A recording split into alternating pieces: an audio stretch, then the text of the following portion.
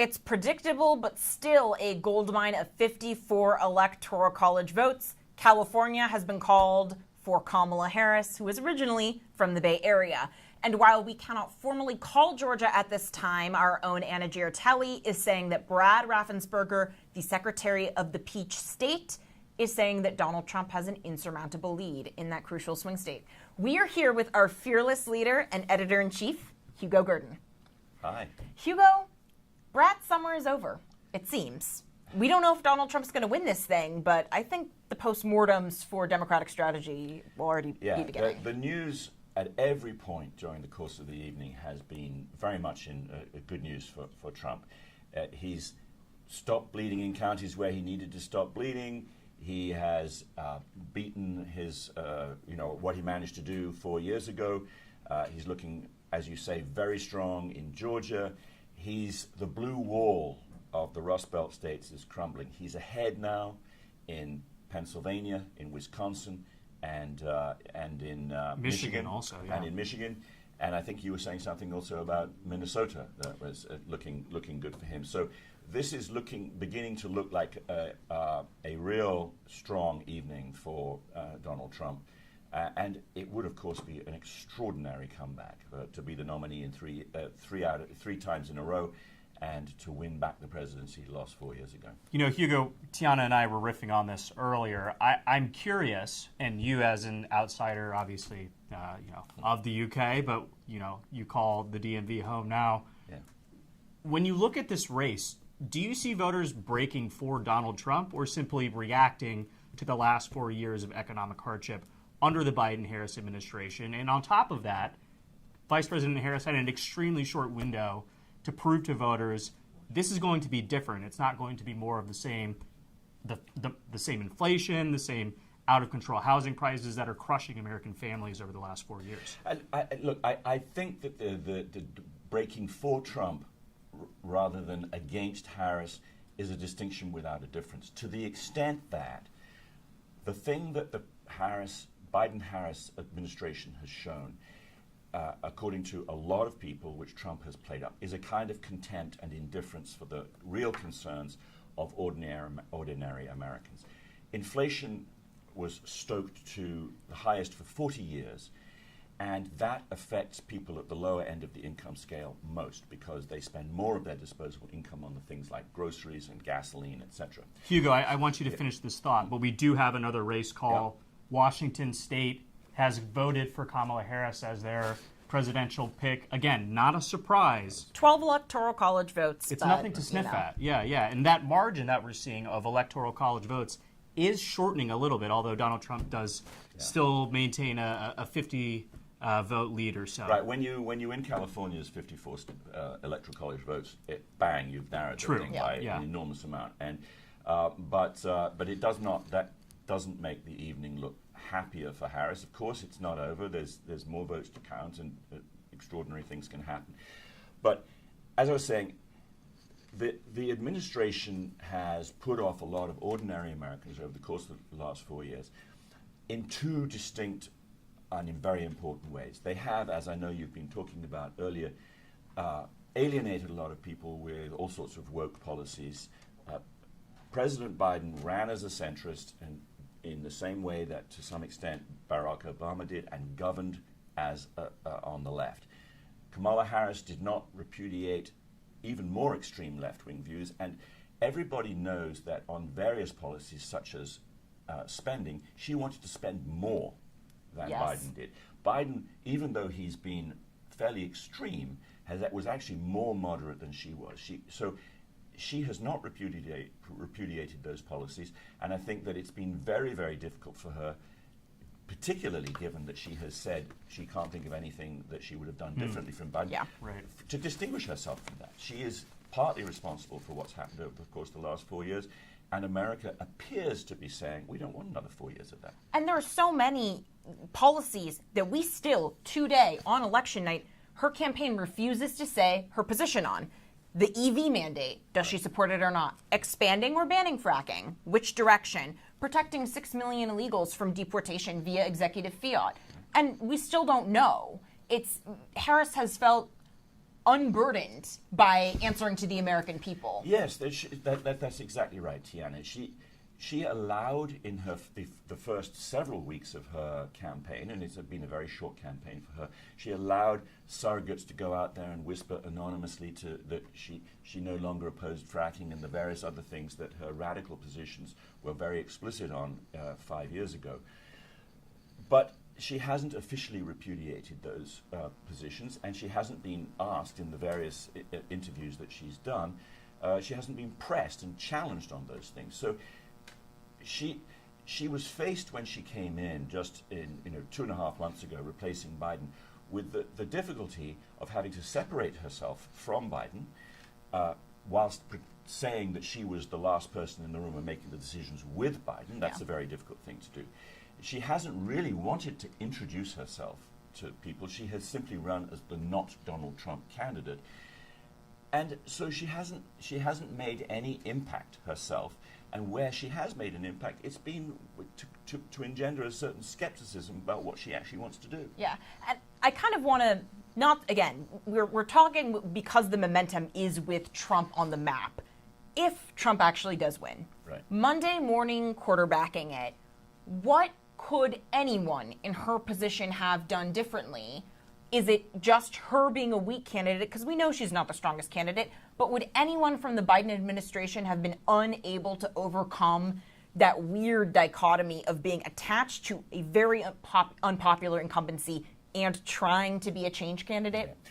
I think that she has been in an extremely difficult position. It may be that it was just not going to be something that the Democrats could pull out of the fire this time around, because they have backed themselves into a corner with the various policies, and she has been absolutely on board. But the whole party has been moving in this direction. They've become out of touch. They've been increasingly out of touch with ordinary Americans, and that's precisely Donald Trump's appeal. He's been able to say with conviction and with plausibility to ordinary Americans over the course of this campaign, they're ignoring you. They're talking. They're pushing up prices. They're spending your children's money. They're spending into the future. Look at all these woke policies. They've reduced American authority abroad. The big things that Americans care about, and Donald Trump has been able plausibly to say that the Democrats have ignored. It's been a very difficult thing in the course of 10 or 12 weeks that Harris has been in charge, for her to turn that around. She started with a huge handicap. It would have been perhaps impossible for anyone to turn it around. Speaking of handicaps, I want to zero in on Michigan for a second, because we had an update today before polls closed. One of the founders of the uncommitted movement came out and said, I am actually voting for Kamala Harris, despite telling everyone I'm not going to for the last 3 months. And the movement, sent out a statement of endorsement. We know typically foreign policy doesn't decide elections, but how much hand-wringing and looking back and, among the Democrats who are supposed to be the better grassroots organizers, how could they have let this happen in an election in a state that could really determine the outcome of the election? One of the things that this particular issue is a very good example of the dilemma that the Democrats were in, because ordinary Americans support Israel. They really do not like the kind of campus protests in support of Hamas and essentially in support of terrorism. Michigan has a lot of voters who the Democrats did not want to alienate on that issue. They could either alienate ordinary Americans on that issue, or they could alienate Arab Americans. And they were going to alienate one or the other, and so they could not steer between those two things. In one sign of Democrats trying to split the baby, it looks like Bernie Moreno has unseated Democrat Sherrod Brown in Ohio. This is the rumor we're hearing on the ground. We have to, if Republicans manage this pickup, their Senate majority is secured, and that's such an important bulwark on a president a vice president that's saying if she wins, she will blow up the legislative filibuster. for abortion. One of the most important things about this election was that the Republicans retain or build on their majority. They secure the majority in the Senate. Ted Cruz has won, so that was the seat most in danger for the Republicans. They picked up the Senate seat in West Virginia. If they've now picked up the Senate seat for Sherrod Brown, that puts them at 51, and there are others. Montana is another one likely. So it looks like Ohio, we can formally call it. Hugo, I've got a question for you again, because as we're looking at these critical battlegrounds, Pennsylvania, Michigan, Wisconsin, in the blue wall, the supposed blue wall, they haven't been called yet because all of these big urban areas have not got in their votes yet. I had seen reports that Harris needed to have a 700,000 vote margin in Philadelphia to win Pennsylvania. As these votes are coming down, do you anticipate Donald Trump trying to get ahead of these calls and declare victory early like he did in 2020? Or is he going to pump the brakes this time and say, let's wait till we have it in the bag officially. I don't want to deal with any more criminal indictments. We should play it safe. I suspect that he's not going to try and call it early because he can see that he's actually winning. The thing that happened in 2020 was he got ahead of it because he could see that he was in danger of losing, and indeed he did lose. Now he doesn't have to get ahead. It's rather like having the popular vote on your side. It gives you an enormous strength. If he's looking at these results, he doesn't need to get out there and do something desperate like declare victory. So, look, we're talking now as though he's already won. I want to try and make sure that I don't do that. It's always possible that something might happen, but it looks very, very good for Trump right now. He's moving into likely win, and so he can sit back, as it were, and wait for the results to come in. There's nothing that should prompt him right now for an emergency declaration prematurely. Certainly not. And one of the things that we're going to be tracking as these votes come in throughout the night and probably into tomorrow morning, although we will not be on the desk anymore, is a demographic play. And we talked about this a little bit. But over the last 2 weeks, we heard a lot about how Tony Hinchcliffe, that comedian at Donald Trump's MSG rally, he swung the Puerto Rican vote back to Harris. But we're looking at states, again, contested battlegrounds, where Donald Trump is outperforming Harris among Latino men in particular by a margin of 2-1. How did the polls get this so wrong?